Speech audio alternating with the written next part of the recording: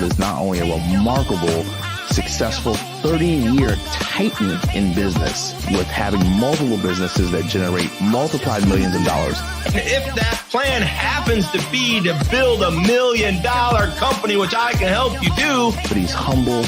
He's a man of God. He's a family man. The world's news organizations are built on everything but positivity. He is an influential entrepreneur and business speaker for over 30 years. I've got to forecast. I've got to pronounce. I've got to project. I've got to share with you my ideas, my vision, my goals for not only myself, but for you. That's why he's came up with his incredible concept of taking and creating a platform for people that are wired differently. And you got to understand that your habits of your person and your habits of your business and your habits of your spirituality have to lead to the North Star of who you are. We need to figure out who we want to be in life. I've got to share, I've got to pronounce, I've got to let it rip, potato chip. It's on like Donkey Kong, I'm telling you. Man, woo, good morning. I got to tell you, Kevin Gardner is with me this morning. I haven't been this jacked up in a while because he's one of my best friends. He's one of my oldest friends. He's one of my dearest friends. And, you know, I poured my guts out yesterday. I was talking about him, and I just got on this thing. I mean, I was literally at the football game last Thursday watching my beloved Detroit Lions play. And I'm sitting in I remember it. I know he's in the green room right now, but I remember sitting, having a cup of coffee, and it just kept coming to me. Kevin Gardner.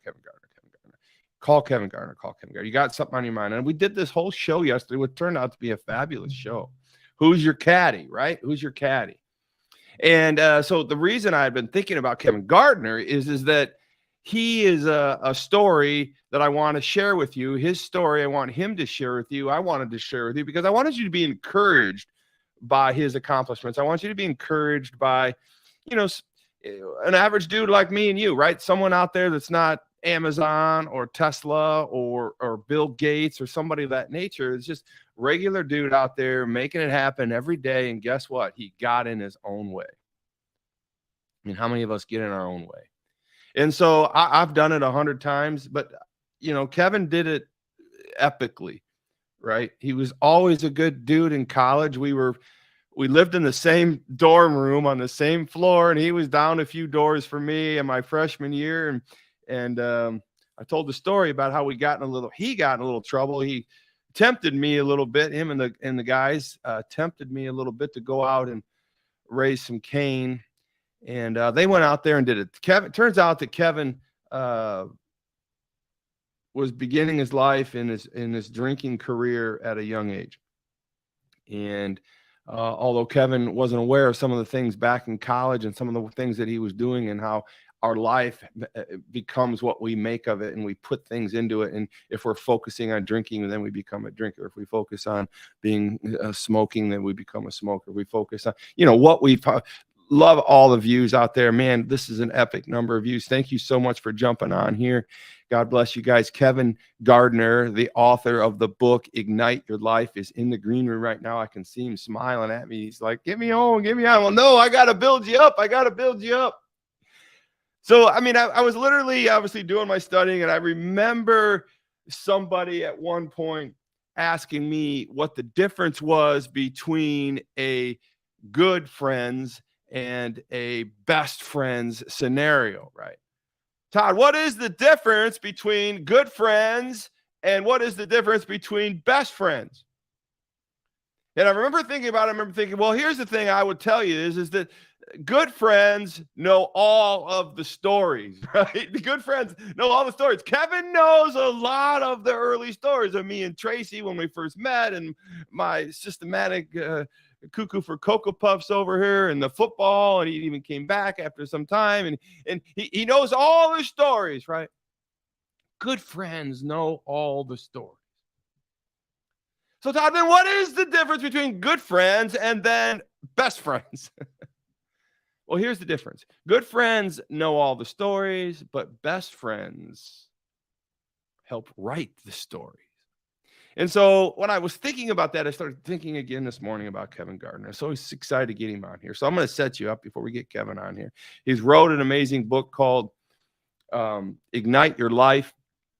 And I've got some images here of Kevin and I. And let's see here. Brand. I'm generally a little slicker than this at this. Where'd your pictures go? Here we go. Here we go. Here we go. Here we go. Here's Kevin and I. This was about a year ago. And we hooked back up and we got caught back up on business and things and that. And here we are out. We had dinner at Marina Jack's or someplace like that. And then this is the goofy picture I put out there. Now, a lot of questions on this picture. It's like, Todd, where'd you get that hat? Todd, what's with that golden shirt? Are you at Egypt or where are you at? And that's Kevin, and he's looking fly. But I decided I wanted to make us look like explorers because we're going to look like we're exploring today. Good night, everybody. What is it? All this. Look at all these viewers. Good night. I love it. I love it. And then here is the book Kevin wrote, Change Your Thinking, Ignite Your Life. What are you telling yourself? I can't wait to get my good friend Kevin out here to talk about some school days, talk about what changed in his life. And he's going to tell his story. It was a messy story.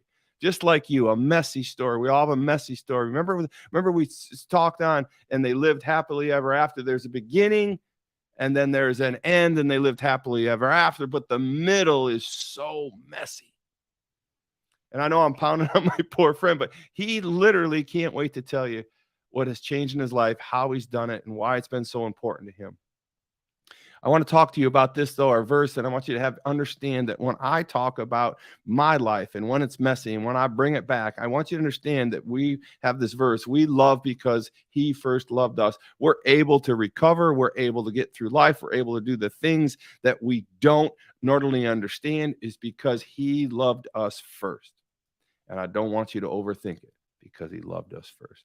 All right, well, without further ado, I'm going to bring my buddy on here, one of my best friends of all time, an overcomer and achiever of magnificent approach. He has just been a great, great friend, and he's going to share some of this. And I see you got the Wired a Differently shirt on, Kevin. How are you, my good friend? I'm awesome, but I got to share with you something before we get started, man. My Wired Differently shirt didn't come with as many muscles in it as your Wired Differently shirt did. The one you had in the preview, man. Mine's missing those. I know. Well, listen, you've bulked up a little bit since college. Yeah, but I had no place to go but ups. Yeah, so. you were like a string bean back in the day. I don't know. We're gonna. It must have taken you and about 12 other guys to get that car over. I understand. I told the story yesterday. You're right, because I know you weren't. I think I said something yesterday. I said I don't think he was an athlete. So I'm going to start off with the first question. Do you consider yourself an athlete, Kevin? No. No, well, I do of some proportion. I think we were talking about golf and how you came to my mind when I was at the football game and caddy. And I'm going to let you jump into your story because a lot of people are on here and they want to hear your redemption story. They want to hear your overcomer story. And I can't tell it. You know, I got a little emotional yesterday talking about you. It's hard not to because gosh, Kevin, 1983. That was fall of 83 was our freshman year. Yeah. Yeah. And you're an overcomer. You're an amazing, amazing man. And I know there's some times in your life that you haven't been very proud of some of the things that you're doing, but I got to tell you, my last phase with you and in our friendship and our life right now has been clearly my most favorite because I think we're both different people. I think you have hugely changed. I think that I loved you the way you were. I know you went through some stuff and we're going to hear about that next, but I really, really enjoy having conversations. Like when we're driving down the road now, I really look forward to talking to you on the phone, right? I like hearing your wisdom. I like hearing what you've went through, and you're always compassionate towards me, even though sometimes it seems like I've got more than I need, but you're still willing to listen. You still understand that everybody has challenges. And I think the world needs to read your book. I think the world needs to understand to change your thinking, ignite your life. What are you telling yourself? And I'm just going to let you start off with your story and share with these people, amazing amount of people. I haven't had this many people on the show in a long time, Kevin, and I want to thank you for that. I want to give you the understanding that you've got a great opportunity to share your messy life and then your recovery of your messy life. And so why don't we just start off with what was so messy about your life, and let's get into ignite your life. Well, as you know, right, because you saw it firsthand, I tended to rely on alcohol to cope with shit, right? Yeah. I mean, that was my go-to. Well, we didn't understand it back then when we were kids, though. We didn't know that a few sippies here, a few dippies here, and all of a sudden that, you know, our mind is going places that we're not sure that it's supposed to be taking us. So go ahead, take it from there. Exactly. We didn't know.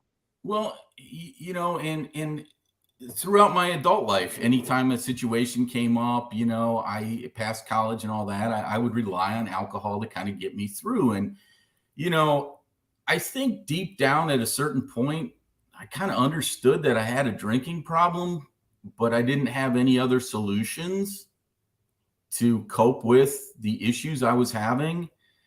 And, you know, they always tell you about, you know, at certain point in recovery, right? In alcoholism, you hit this bottom, right? And it's just, oh no, if this keeps going, this is not going to turn out good. It's going to be prison or graves or institution, right? That's what we always say. Wow. And, you know, I saw myself getting to that point, right? I had always suspected I was an alcoholic, but I didn't want to admit it because when I worked the steps in Alcoholics Anonymous, I learned some things about me. And you probably are gonna, as soon as I tell you this, you're gonna probably be like, well, yeah, I knew that a long time ago. Why didn't you just ask me, right? But my drinking was really driven by a couple of fears, right? Fear of not fitting in, man. When we went to college, I knew one other person there and I wanted to fit in with everybody. And what was the common denominator for guys in college, right? Alcohol. Mm-hmm. Even you weren't much of a drinker, but you would drink, I think, only because you wanted to be with with the guys. Kevin, you made fun of me. I know I did. I still remember the nickname. What do you call it? What was my nickname? Two Beer Todd. All right. So carry on with your story. Because I think you didn't really drink when you went there, but you wanted to fit in with the guys. And so the one time you had 2 beers and it took an effect on you. But that was me too. But luckily, I mean, well, not luckily, but I had been training for that, right? You'd been training for football throughout high school. I was training for my college, you know, freshman dorm experience with drinking. And I was getting pretty good at it by that point, and I could consume quite a lot. But I was trying to fit in, right? And the other one was fear of being alone, right? I was like worried. I needed a girlfriend and all this kind of stuff. It didn't have to be the right one. It just needed to be one. And I was nervous to talk to girls. So alcohol helped. And those 2 fears drove my drinking for most of the time I drank. And I got to this point where, you know, the first step in recovery is admitting we have a problem, right? And saying, look, I'm powerless over alcohol and my life has become unmanageable. And that's where I got. That was my bottom. I got to the point where I was powerless over alcohol and my life was unmanageable. But these fears were still driving there, right? I didn't want to admit I was an alcoholic because I was afraid of how would that impact my other fear of not fitting in. Right? Yeah. I was going to be a badge that I would have to carry. And now, I mean, in hindsight, I realized it was a blessing. It wasn't a curse. And at the point that I was able to admit and the fear of where my life was going if I continued to drink got greater than my fear of not fitting in, those 2 fears were conflicting with each other for the longest time. And finally, that one fear won out, that fear of, man, where's your life going if you keep on this path? And it wasn't a good outcome. Not to dig, but I think people need to understand you know what, I mean, we got in a situation in college where you were in a situation where you didn't have complete control, and you went out with some guys and you're upset with another dude and because of a girl, and you guys flipped the car in a more late evening. I remember waking up and you know, it was an epic time in my life because I was like, man, I was so close to being with those people, but I didn't go. And I remember walking by the car. It was cold morning and glass was everywhere. And you know, it's funny now, but I was scared for you because I knew something radically was going to change in your life that day, right? And you were expelled from college at the age of 19. Well, yeah, but you remember I actually got kicked out for 2 weeks. I was allowed to come back, but then a year later, we did a anniversary party, and the guys that didn't come back to school came up and brought a keg into the dorm room. Yeah. And that was the one that got me expelled. But see, there it was. I was at that one. Fitting in. Yeah, you were, but you left. But it was in my room, right? Yeah. And yeah, the fear of fitting in, right? I was doing the wrong things because I wanted to fit in, man. I just had to fit in. I wanted to. So then you get expelled. Yep. You go home. I remember staying in touch with you. We're still golfing, doing what you're going to do. You were married. You ended up getting married my junior year to Carol. She got pregnant, correct? Yeah, she got pregnant, then we got married. Yeah. There you go. You've always done things in a certain order. So, but you know, you loved her. That was the girl. You got the girl. We went through that. You were still drinking and things. I remember being in the wedding. I remember doing those things. And I'm just kind of pushing the story along because I think people need to know in about 15 minutes that we have here is that your life, you know, you were in it, and your best friend was alcohol. And even through marriage, even through you had one child, then you had another child, and then ultimately you ascended to a top executive position in Comcast. I was very proud of all the things you were doing there, but little did I know in the few visits that we had that your life was literally crumbling. Tell us about like what happened. You overcame. You literally at one point you were selling miniature dollhouse figurines, correct? Yeah, when I first got married, I had worked in a warehouse, you know, and I needed to make more money, and I needed to move to Indiana, and they suggested I go on the road and sell this stuff, the dollhouse furniture, miniature dollhouse furniture.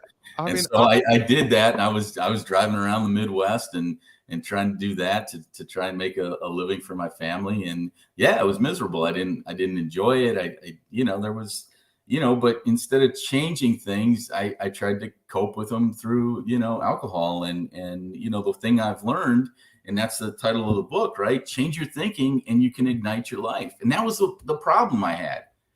I was good at business, right? I understood what I was doing, but I wasn't happy. Kevin Gardner was arguably the smartest guy, certainly in our class, certainly on Schwam 3 South floor. You definitely were the smartest guy on the floor, but you were brilliant. The bar was low, Todd. The bar was low. The bar was low because you were in there with a bunch of football players. But at the end of the day, though, I was always astonished on how smart you were. And so take us through this piece. Like, you're expelled, you get kicked out, you get back, you get kicked out, you get married, you got 2 kids. All of a sudden, you're still drinking. You're in a spot where you're trying to make an income for your family. You're carrying the load. You're still drinking. And then somehow we move from the miniature dollhouse sales to Comcast. Yeah, I didn't want to be on the road anymore, so I looked for another sales job, and I was offered a job selling cable TV door to door. So I did that, and I did it for a few years, and they liked what I was doing, so they offered me a promotion, but I had to move for that. And then I just somehow kept getting promoted and moved. I mean, I lived, you know, in a couple of places in Florida, Charleston, South Carolina, Philadelphia, Atlanta, back to Michigan. And yeah, I mean, it just kept. And were you still drink? I mean, how was alcohol in your life in that regards? And that up climbing? Well, here's the thing. I didn't drink every day. I didn't drink always, but when I did drink, I drank, right? When I got started, I didn't stop. And that was alcoholic type drinking. Mm-hmm. You know, you picture alcoholics as the guys under the bridge and, you know, drinking every minute of every day and all that. But what I've come to learn is there's a lot of different kinds of alcoholic drinking. And mine was more that when I got started, I couldn't stop. Mm-hmm. Something happened to trigger me to say, I need to drink. I just couldn't stop. And so, you know, I've learned other coping mechanisms, right? I've learned that I don't have to fear being alone. I'm alone. I'm pretty much alone now. And it's, you know, it's okay. It's fine. You know, I'm happy with me. Mm-hmm. You know, that's the thing I got to learn is I got to be happy with me. Right. And I got to be the person I wanted to be. And then I found people that fit in with me as opposed to trying to force myself, right? Square peg, round hole, right? There's a group of people. How am I going to fit in with them? Oh, they're all drinking. I'm going to drink too. And I'm going to be the best damn drinker there is so that I fit in with them. And so when I lived life and when I started my journey in recovery, right, from a bottom where I had left Comcast, I started my own business. I moved. Well, wait a minute, Kevin. I mean, listen, I know this is going to sting a little bit, but you've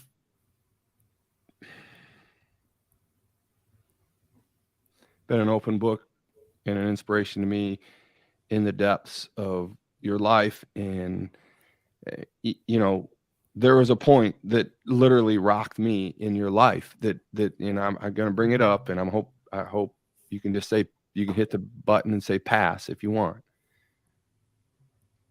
But you left your wife. Yeah. You know, there's a time there where I couldn't understand it. I couldn't understand what alcohol wasn't your friend. It was such a big disruptor. It was arguably the messiest time of your life. And I think the listeners need to understand that Kevin, and my understanding from the way you talk about things and all this, you've taken responsibility for every piece from the time you flipped the car to the time you threw the party to celebrate the anniversary, to the beautiful 2 daughters that you have, and your marriage and alcohol played a big part in this middle messy part of your life. And the redemption side of this is what you're going to tell us. Move us from like that decision point, Comcast, and then, you know, how did you finally get to Alcoholics Anonymous and actually start to lean on a higher source? Well, when I moved back, so I was living in, as we call it here in Ohio, the state up north, right? Yeah. I was living there, and my friend who I played high school golf with and who lives on a golf course calls me up and said, look, you're working for yourself now after I had left Comcast. And you are, you know, the house across the street from me is going up for sale. Come on back. We can play golf all the time. We can, you know, and I was right back in high school, right? I was trying to fit in again. I was drinking because everybody else was drinking. My business was going to crap. And it just eroded, right? My life eroded. I moved back here. I'm trying to fit in. I don't have a girlfriend, so I'm trying to find one and all that, right? And so I'm going from one to another and you know, I mean, the places I was hanging out with isn't necessarily the places that you meet people that you want to be with for a long term, but you know, you meet bartenders and other people that are in there drinking and things like that. So so I got to the point and I found somebody I thought was for real and we broke up and I went on a really bad binge and it drove me into my bottom. I wrecked my car. I got into a bar fight, which, you know, is Kevin. not a good idea for a guy like me. You know, my business was so bad. I had to borrow money from my parents to keep my house. My car was crashed. So my first AA meetings, my dad, who was retired, had to drive me to him and loan me $1 to throw in the basket. You know, that was the bottom place because I had allowed that to get to that point. And finally, my fear of what the heck is my life? Where's it going? But I didn't know how to make it stop going there. And then I found recovery, right? And in recovery, and recovery is more than just AA. It's just because I'll tell you what, when I walked in the rooms of AA, I truly expected to have a life that was no longer fun. I figured you signed a doctrine to say, I vow to never have fun again. I really thought that was, my perception was so far off. I've met great friends in AA, the fellowship in AA, and it's really a fellowship. We help each other. It's a great place. It really turns out that this was where I should have been all along, because, I know you and I have talked about this, like, what's your why, right? What's your why in life? Why are you here? By the way, my favorite Dave Matthews song, Why I Am. Every time that song comes on, it makes me think, why am I here? And, I'm trying to get back to the caddy thing, right? I love caddying because I love helping people. And as a caddy, I got to help people, and it was a comfort level for me. Yeah. So let me just jump in here. So everybody, the listeners, some of you weren't on the show yesterday. Some of you amazingly are following us today. Kevin Gardner, a good friend of mine from college. It's been some close to 40 years now. I actually, started dating you and Bob Lang a few months before I started dating my wife in college. I kind of think of things in that time frame. So listen, so Kevin goes through college with me, and he has a drinking problem in college. We don't really realize it. Gets in a little trouble, flips a car with some friends, gets expelled, comes back, has a party to celebrate the fact that he got expelled the prior year. Think about that for a moment. Wow. Let me just simmer on that. Gets expelled again. His life is upside down. He's still drinking. Moves on, gets married, gets his girlfriend pregnant, and has another child, stays married for a while, sells baby doll furniture door to door for a few years in his life, trying to keep the family afloat.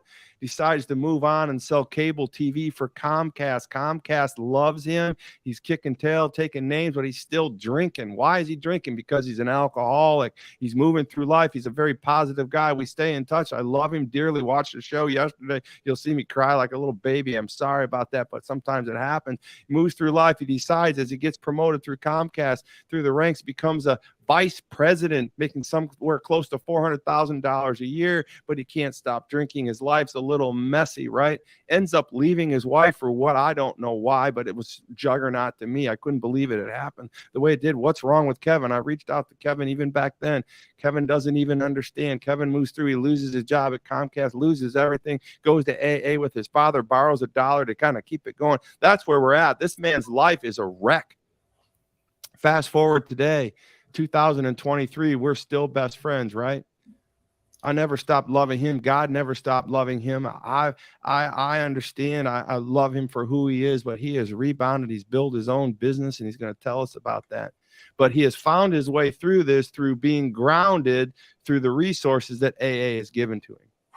So, Kevin, why don't you just share with us why it's so important to stay disciplined, and then take us into, in the last few minutes of this show, is Ignite Your Life and what the book meant to you and what it's going to tell us about how recovery and coming back, man. I mean, your story, I just feel like I've ripped these viewers off because hours of you are needed, but give us something in the last closing minutes or so, 5 minutes or so here. Why did you write the book? How did you come back from such a devastating? I mean, most of us out here have been through the downs, but not all of us have lost everything we own, our children, our wife, our assets, our cars. All of us haven't been relegated to be selling doll furniture. I remember finding that so humbling.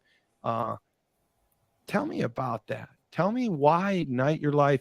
And the whole point I'm bringing back here is that he empowered me. He inspired me with the metaphor of a caddy, because in this book, I had the luxury of helping him be a part of when he wrote it. And this was the favorite part of the book that resonated with me most, is that Christ is our caddy. He went back to be a caddy because that's where he needed to be loved. That's where he was comfortable, but he had nowhere else to go. Take us, my friend, close us out with Ignite Your Life and why you went to the caddy world. Well, I went to the caddy world because I needed to rebuild some of my finances So that was one reason I did it, to make extra money. And I needed to occupy my time with something besides drinking, right? So I wanted to get healthier. And so this was a way to make money and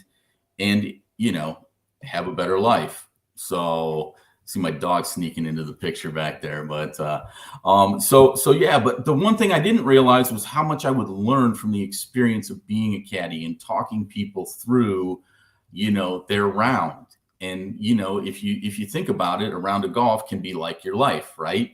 You take and you help and you give suggestions and you share your experiences and what you found to be successful.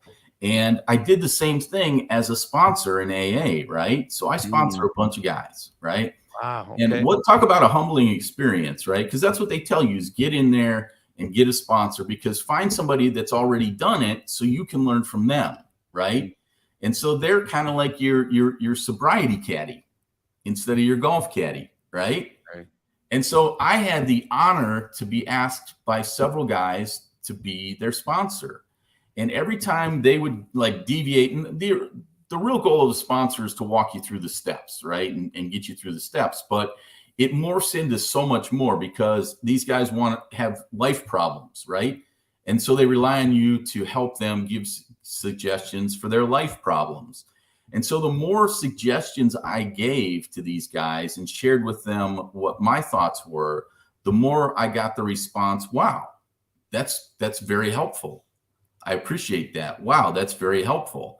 And so I found myself helping guys on the golf course as their golf caddy, but also helping guys in life. Because by the time I wrote this book, my thinking had changed, right?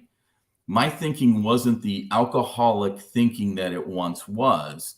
It was this new version of me where I was thinking better. My thinking had changed, right?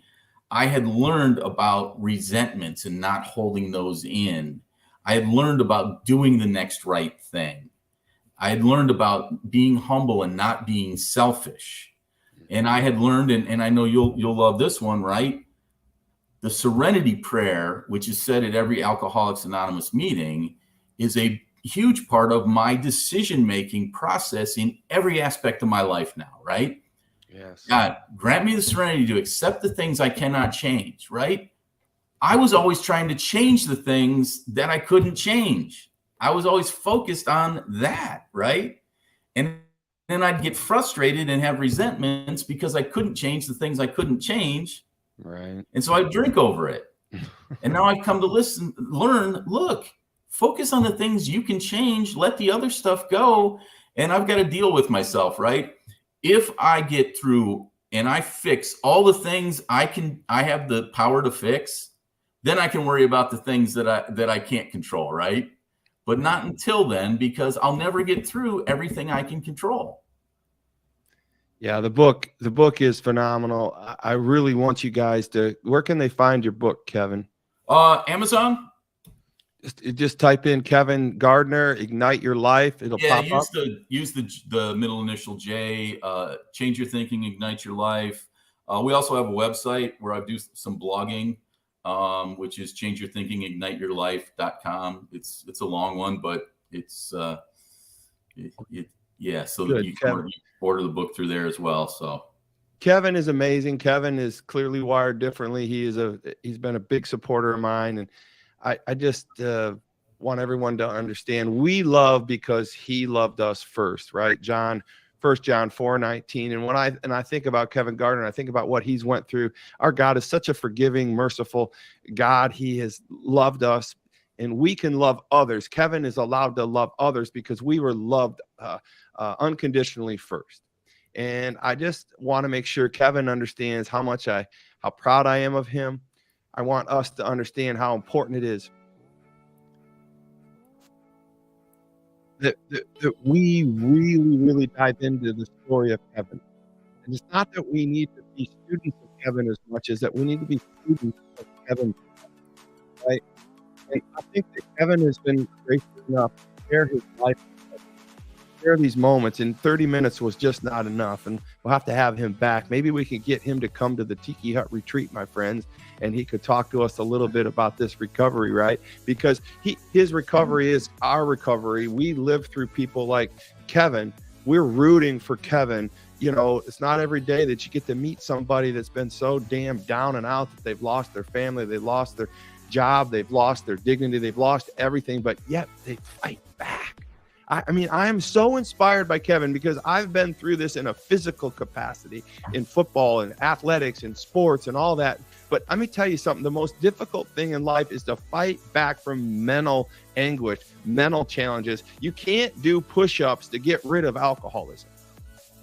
You can't run an extra mile to get rid of alcoholism. You can't do any more lifts, more pushes, more takes, nor pulls. You can't do any more. It's a mental game. It's a mental discipline game. It's this wired differently mentality that separates us from the rest of the world because we are misfits. At this point, we have the mental capability. We have the mental capability to do these things. At this point, we have Christ in our heart. We have this superpower in us. We just have to focus it on the things that we need. And Kevin was able to do that. And I love the serenity prayer. I love the fact that you're giving credit to that discipline, Kevin. I love the fact that you're brave enough to come on here and do this show with us. I love you. I've made my stake in the ground, and I've said it 100 times because God loved me first. We can love others as well. Well, Kevin, listen, I'll let you take that Tiki Hut retreat offer.